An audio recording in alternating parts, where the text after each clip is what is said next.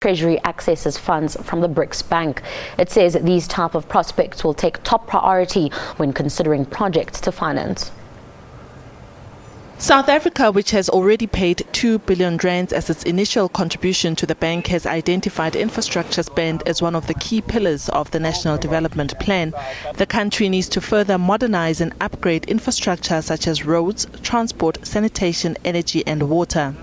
The purpose of investing in the BRICS Bank is that we are now going to be able to invest in infrastructure development both in the country and in the region in a much more aggressive manner, where we really would have a voice in directing where the resources go to, what the resources in the BRICS Bank do. South Africa stands to benefit greatly from BRICS, particularly when we have a look at our normal trading partners that are growing in importance, such as China and India.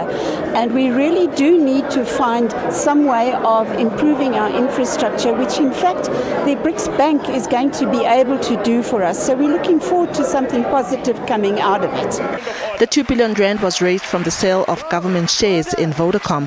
This is the first of its total contribution of 10 billion rands over 7 years.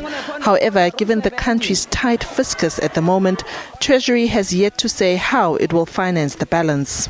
In putting that investment, it means we are now going to be able to leverage far more than what we put in, because what we put in is not the only thing we will get. This is into the fund for on lending, but at the same time for us to be able to leverage from the funds that we have put in. BRICS will establish the Africa Regional Centre in Johannesburg. The Federation of Unions of South Africa, FEDUSA, says opening up to Africa is important. Meanwhile, according to the Iranian Tasman news agency, Iran also intends to participate in the new BRICS Development Bank.